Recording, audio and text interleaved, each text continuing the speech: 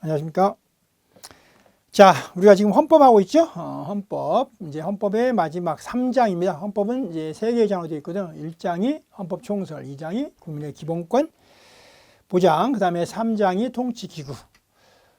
여러분 이제 제가 법학 일반, 그 다음에 헌법, 그 다음에 이제 행정법은 뭐 비중이 약간 좀 떨어지고요.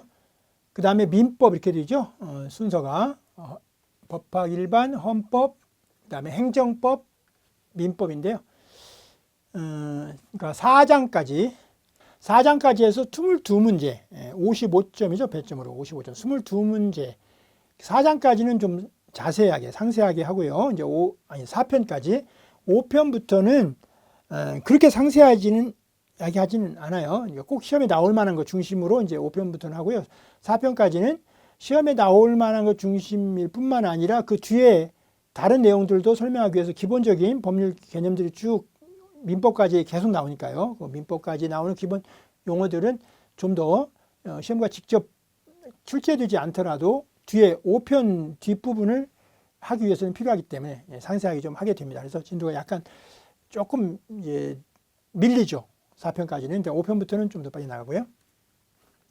자, 그러면 이제 마지막 헌법의 세 번째 장이 통치기구이고, 통치기구 중에 지금 첫 번째 통치기구를 어떻게 구성할 건지 대의제 얘기했고요. 그 다음에 정부 형태는 의원대각제, 대통령제, 이원집정부제 이렇게 세 가지를 봤고, 그 다음에 국회는 첫 번째 국회의 지위, 국회의 구성과 운영, 그 다음에 세 번째 국회의 권한 이렇게 봤어요. 그 다음에 이제 국회가 그렇게 기본적으로 법을 만들면 국민의 대표기관으로서 법을 집행해야 돼요. 그게 이제 정부죠. 그래서 여기서 정부는 이제 집행부를 말하는 거야.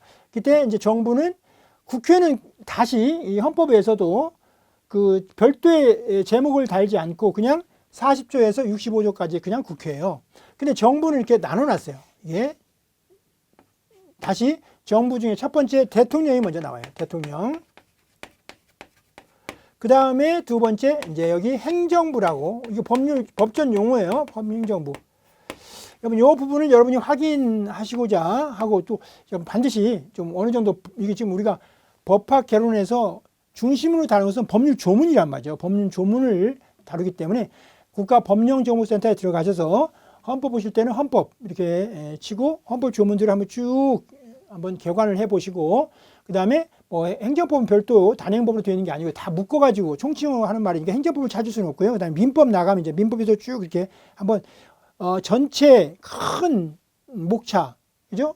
큰 제목들이 뭐가 있는지, 그 다음에 세부 제목으로 뭐가 있는지 이렇게 한번 쭉 한 번만 보시더라도 직접 보는 거하고 그냥 막연히 듣는 건 다르잖아요. 백문이 불여일견 이런 얘기 있잖아요.